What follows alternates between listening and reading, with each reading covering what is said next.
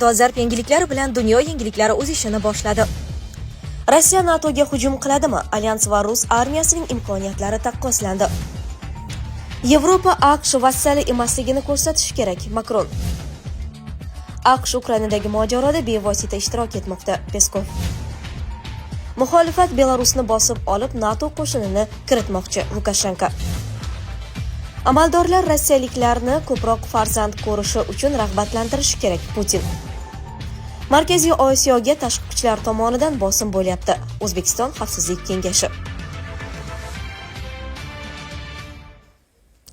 Rossiya NATOga hujum qiladimi? Alyans va rus armiyasining imkoniyatlari taqqoslandi. Alyansda Rossiya armiyasiga qaraganda 3 barobar ko'p askar va samolyotlar bor. Bu haqda Polsha tashqi ishlar vaziri Radoslav Sirskiy so'z ochdi. Uning ta'kidlashicha, Rossiya har qanday NATO a'zosiga hujum qilsa, qaqshatqich mag'lubiyatga uchrashi muqarrar. Alyansda Rossiyadan 3 barobar ko'p harbiy xizmatchilar, yana shu miqdordagi aviatsiya resurslari va 4 barobar ortiq kemalar mavjud. Vazirning ta'kidlashicha, safarbarlik birinchi to'lqinidan keyin Rossiya Federatsiyasida 1,3 million dan sal ko'proq harbiy xizmatchilar bor edi. NATO harbiy xizmatchilari qo'shimcha safarbarliksiz 3,5 milliondan ortadi. Polsha TIV rahbarining qo'shimcha qilishicha, NATO va Yevropa ittifoqi davlatlarining nominal yalpi ichki mahsuloti 45 trillion dollardan oshadi. Ayni paytda Rossiya va Belarusning umumiy yalpi ichki mahsuloti atiga 2,2 trillion dollar, undan 20 baravar kam. Shu jumladan 2022-yil Ukrainani faol qo'llab-quvvatlayotgan 15 NATO davlati mudofaa uchun 1,17 trillion dollardan ortiq mablag' sarflagan. Rossiya esa atiga 86,4 milliard dollar ishlatgan. Bu qariyb 14 baravar kam mablag' degani.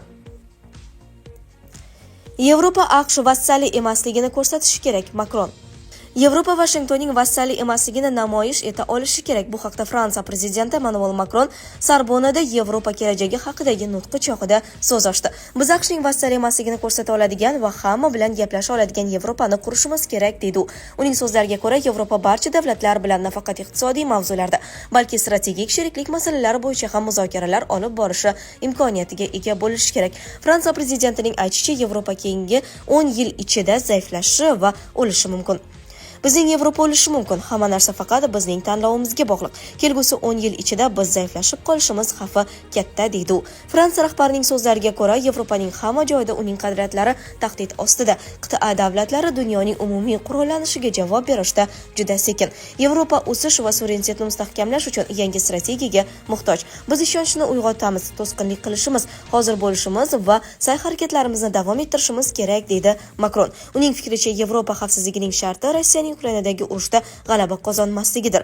Makron g'arb davlatlarining Ukraina hududiga qo'shin yuborishi mumkin bo'lgan masalaga ishora qilib, strategik noaniqlikka qaytishni tanlaganini tasdiqladi.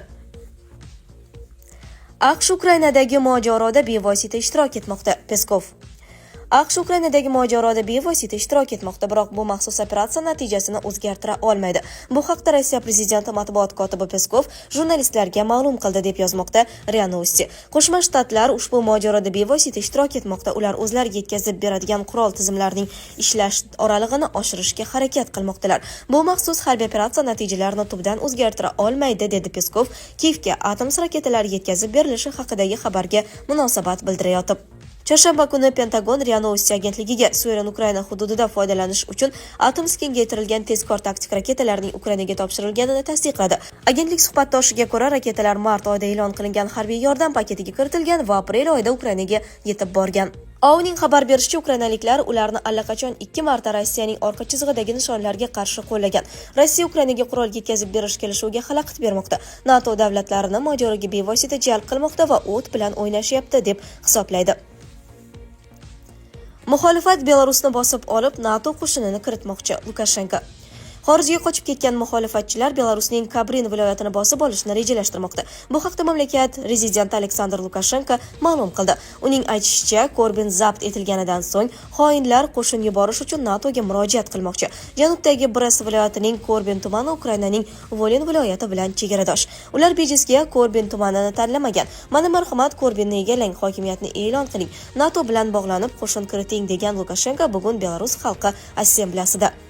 U muxolifatga yuzlanib, faqat qochoqlar Belarusda qarindoshlar yashayotganini unutmasliklari kerakligini aytgan. Avvalroq Belarus davlat xavfsizlik xizmati rahbari mamlakatni tark etishga majbur bo'lgan muxolifatni Belarus atom elektr stansiyasiga va respublikaning muhim infratuzilmasiga kiberhujumlar uyushtirishda ayblagandi. Bundan tashqari KGB amaldorlari ayni paytda Polsha Belarus ozodlik armiyasini yaratish ustida ishlayotganini aytib chiqqandi.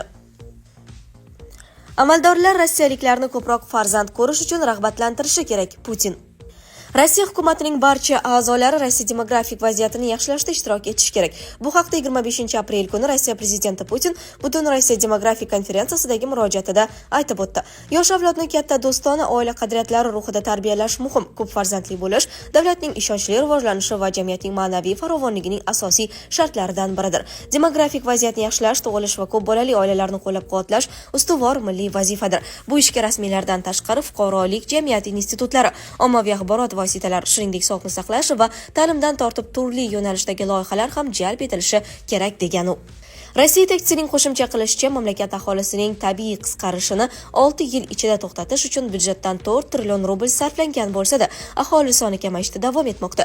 2018-2023 yillarda o'limning tug'ilish darajasidan oshib ketishi oqibatida Rossiya yana 3,4 million kishini yo'qotgan.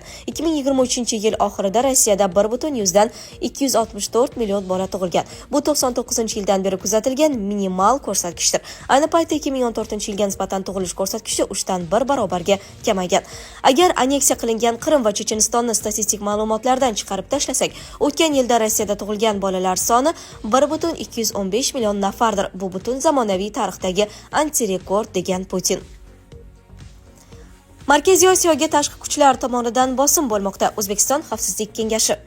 Markaziy Osiyo davlatlari tashqi kuchlar tomonidan bosimga uchramoqda. Bu haqda O'zbekiston prezidenti huzuridagi Xavfsizlik kengashi kotibi Viktor Mahmudov 25-aprel kuni Sankt-Peterburgdagi Exoforumda bo'lib o'tayotgan xavfsizlik masalalari bo'yicha oliy vakillarning 12-xalqaro yig'ilishida so'z ochdi.